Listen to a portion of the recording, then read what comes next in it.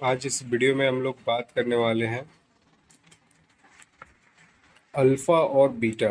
यानी कि कोई म्यूचुअल फंड आप परचेज करते हैं, ठीक है, तो वहाँ पे जो है अल्फ़ा बीटा क्या होता है उसके बारे में जानेंगे। ठीक है, तो कैसे इवेलुएट गाइड करते हैं, कैसे एक अच्छा म्यूचुअल फंड आप चूज करें, उसके लिए ये वीडियो मैंने बनाया है। तो आगे बढ़ते हैं। देखिए, म्यूचुअल फंड पहले होता क्या है उसके बारे में आप लोग जान लें। म्यूचुअल फंड जो होता है एक प्रोफेशनल के द्वारा मैनेज्ड होता है। इसमें जो इन्वेस्टमेंट होता है वो आपका स्टॉक, बॉन्ड, ठीक है, इन सब में इन्वेस्ट करते हैं और इसका गोल होता है रिटर्न जनरेट करके देना, यानी कि एक अच्छा पैसा बना के देना अपने क्लाइंट्स को। तो देखिए, ऐसा नहीं कि आप म्यूचुअल फंड में इन्वेस्ट करते हैं तो रिस्क नहीं होता है, काफ़ी रिस्क होता है। तो क्या जो आपने म्यूचुअल फंड इन्वेस्ट किया है वो काफ़ी ज़्यादा रिस्क है या फिर कम रिस्क है, ठीक है।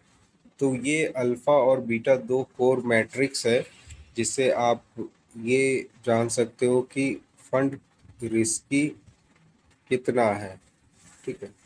अल्फ़ा और बीटा मैंने आपको बताया कि ये दो कोर मैट्रिक्स है जिससे आपको पता चलेगा कि फंड कितना रिस्की है और कौन सा फंड बेहतर है। राइट, तो अल्फ़ा बीटा से हम बता सकते हैं कि कौन सा फंड अच्छा है, कौन सा फंड ज़्यादा रिस्की है और किस में हमें इन्वेस्ट करना चाहिए। तो अल्फ़ा और बीटा ये दो मैट्रिक्स से हम फंड का परफॉर्मेंस पता कर सकते हैं। तो चलिए अल्फ़ा के बारे में जानते हैं। ये मेजरली परफॉर्मेंस जो होता है वो बेंचमार्क को फॉलो करता है म्यूचुअल फंड। अगर पॉजिटिव अल्फ़ा है तो एक अच्छा परफॉर्मेंस है कि फंड अच्छा जनरेट कर रहा है रिटर्न।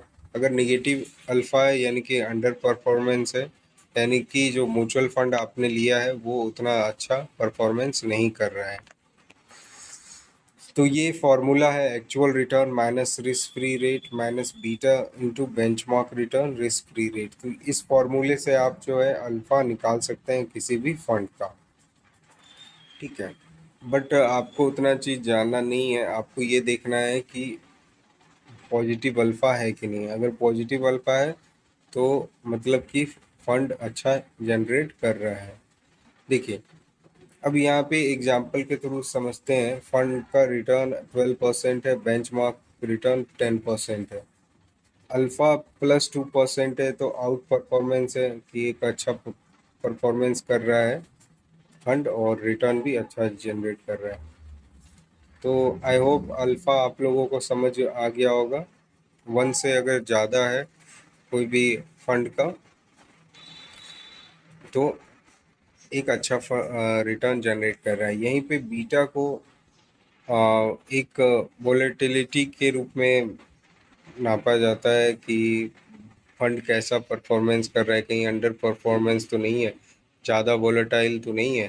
तो यहाँ पे बीटा अगर 1 है, मूव्स विथ मार्केट, यानी कि मार्केट जैसे मूव कर रहा है उसके अकॉर्डिंग। अगर ग्रेटर देन 1 है तो यानी कि म्यूचुअल फंड आपका निगेटिव रिटर्न भी ज़्यादा जनरेट करके दे सकता है। अगर लेस देन 1 है तो कम वोलेटाइल है। अगर इंडेक्स 2% गिरेगा तो आपका म्यूचुअल फंड जो है 1% गिरना चाहिए। अगर म्यूचुअल फंड कम गिर रहा है, कम निगेटिव है, तो एक अच्छा फंड भी माना जाता है। राइट, तो बीटा जो है एक वोलेटाइल परफॉर्मेंस या मैट्रिक्स भी मान सकते हैं। अब देखिए, अगर किसी का बीटा जो है काफ़ी ज़्यादा फंड 1.2 है तो fund is 20% more volatile than market. यानी इंडेक्स अगर 2% गिर रहा है, ठीक है, तो आपका फंड 4% निगेटिव चला जाएगा, 2x, ठीक है। बीटा 0.8 है, फंड इज लेस देन 1 से कम है, 0.8 है तो लेस वोलेटाइल। अगर इंडेक्स 2% गिर रहा है तो आपका फंड 1% या उससे कम गिरेगा। तो यही मीनिंग होता है बेसिकली, ठीक है। बीटा का आपको समझ में आ गया होगा एक तरह से। वोलेटाइल मैट्रिक्स भी आप मान सकते हैं। अब देखिए इम्पोर्टेंस क्या क्या है। अल्फ़ा अगर किसी फंड का ज़्यादा अच्छा है तो ये स्किल बताता है कि जो फंड मैनेजर है अच्छे से मैनेज कर रहे हैं।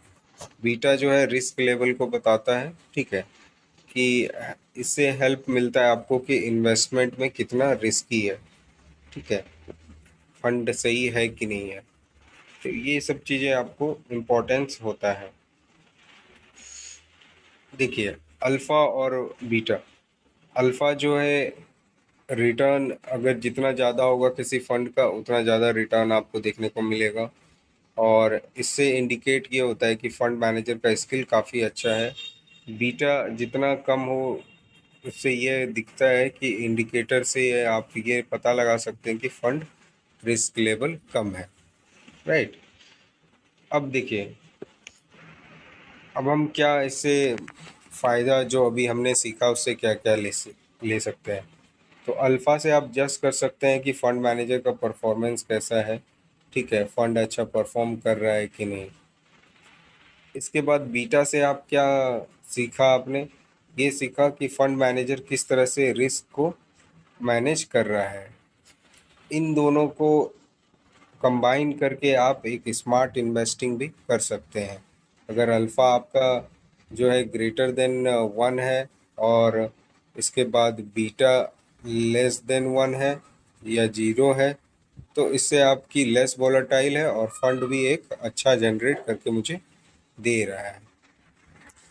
अगला क्वेश्चन और डिस्कशन है, तो आप अल्फ़ा और बीटा क्या होता है कमेंट करके बताइए अगर आप लोगों ने सीखा, ठीक है। तो म्यूचुअल फंड को चूज़ करते समय अल्फ़ा और बीटा ज़रूर देखें, बहुत ही इम्पोर्टेंस है। रेंडमली किसी भी म्यूचुअल फंड को आप सिलेक्ट ना करें। तो अल्फ़ा से आपको समझ में आ गया कि फंड कितना ज़्यादा अच्छा जनरेट कर रहा है, यानी कि परफॉर्मेंस कैसा है, कहीं अंडर परफॉर्मेंस तो नहीं है। बीटा से हमें ये सीखने को मिला कि अगर अंडर परफॉर्म तो नहीं कर रहा वो, अल्फ़ा से आउट परफॉर्म कर रहा है, अगर अच्छा है तो आउट परफॉर्म, बीटा से अंडर परफॉर्म यानी कि निगेटिव रिटर्न तो जनरेट करके नहीं दे रहा। तो ये चीज़ें हमने सीखा है यहाँ से। अब हम लोग कुछ एग्जाम्पल जाके देख लेंगे, आप लोगों का कुछ क्वेश्चन भी होगा तो वो क्वेश्चन भी मैं कोशिश करूँगा वीडियो में क्लियर करने के लिए। तो आगे बढ़ते हैं। यहाँ पे जो है मैंने पराग पारिक का यहाँ पे फंड ले रहा हूँ, ठीक है। तो यहाँ पे आप इस फंड को कैसे आप पता कर सकते हैं कि फंड कैसा है, ठीक है।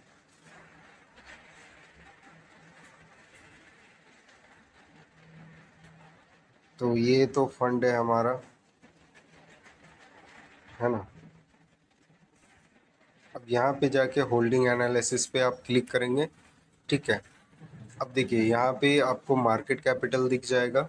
इक्विटी में 73% इन्वेस्ट किया इसने, डेप्ट में 23.8, कैश 2.4% पे इन्वेस्ट किया है इसने। अब देखिए यहाँ पे आपको दिख रहा है पी रेशियो, बीटा और अल्फ़ा। अल्फ़ा 1 से हमारा ग्रेटर देन 1 है अल्फ़ा, ठीक है, यानी कि 6.98% है, और बीटा हमारा 0.62 है। तो यानी कि फंड अच्छा है और कम वोलेटाइल है, क्यों अगर ज़्यादा मार्केट गिरता है तो उतना ज़्यादा इफेक्ट यहाँ पे नहीं मिलेगा। तो एक आउट परफॉर्म फंड है ये। तो इस तरीके से कोई भी फंड आप और भी देख लेते हैं एग्जाम्पल के थ्रू। इसके बाद बंधन स्मॉल कैप फंड है ना। तो होल्डिंग में जाइए और इसके बाद होल्डिंग में जाने के बाद होल्डिंग एनालिसिस पे क्लिक कीजिए। अब देखिए इसका भी अल्फ़ा अगर हमने देखा तो 7.90 है और बीटा 0.89 है, यानी कि लेस वॉलेटाइल है ना, और आउट परफॉर्म कर रहा है, यानी कि एक अच्छा रिटर्न भी जनरेट करके दे रहा है। अब देखिए मैंने रिटर्न नहीं देखा है, अब इसका देख लेते हैं 1 साल का रिटर्न, 3 साल का क्या है। तो यहीं पे 1 ईयर का देखे तो 18% का रिटर्न दिया है इसने, 3 ईयर का देखे तो 33% एनुअलाइज रिटर्न है 3 साल का, और 5 साल का देखे तो 40% का रिटर्न इसने बना के दिया है। तो इस तरीके से हम म्यूचुअल फंड को एनालाइज कर सकते हैं अल्फ़ा और बीटा की हेल्प से, ठीक है। तो कहीं निगेटिव रिटर्न तो जनरेट नहीं कर रहा है, वो सब चीज़ें हमें देखने को मिल जाएगा, है ना।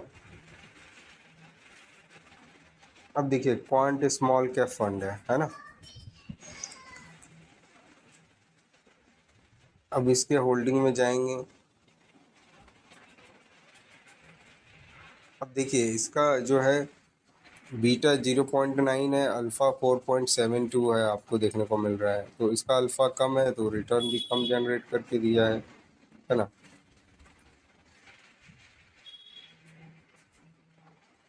ये ग्रो का स्मॉल कैप फंड है, अब इसका देख लेते हैं। ये नया फंड है, इसका मैट्रिक्स देखने को नहीं मिल रहा है। कोटक स्मॉल कैप फंड का देख लेते हैं।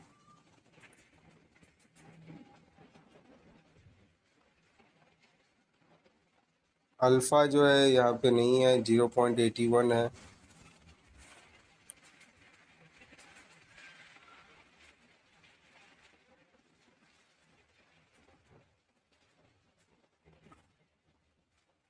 टाटा स्मॉल कैप फंड है, इसका भी देख लेते हैं।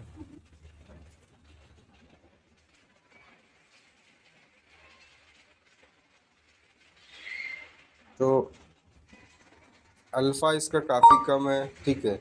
अगर 4 से 5 6 है अल्फ़ा तो काफ़ी अच्छा है। बीटा 0.70 है ना। तो रिटर्न अगर देखें तो इसका कम ही देखने को मिलेगा, है ना। जिस पे 6 था उसमें 38% का रिटर्न देखने को मिल रहा है। या एनुअलाइज रिटर्न 26% देखने को मिल रहा है। तो इस तरीके से अल्फ़ा और बीटा का यूज़ करके आप किसी भी म्यूचुअल फंड को एनालाइज कर सकते हैं कि अंडर परफॉर्म म्यूचुअल फंड है या फिर आउट परफॉर्म म्यूचुअल फंड है। तो आई होप वीडियो आप लोगों को वैल्यूबल लगा होगा, तो चैनल को लाइक और सब्सक्राइब ज़रूर करें। मिलते हैं एक नए वीडियो में, तब तक के लिए धन्यवाद। और कमेंट में अगर कोई सवाल हो तो आप कमेंट कर सकते हैं, ठीक है। और दोस्तों के साथ भी शेयर कीजिए, बहुत कुछ लर्निंग मिलेगा यहाँ पे। स्टेप बाय स्टेप मैं आप लोगों को सिखा रहा हूँ। धन्यवाद।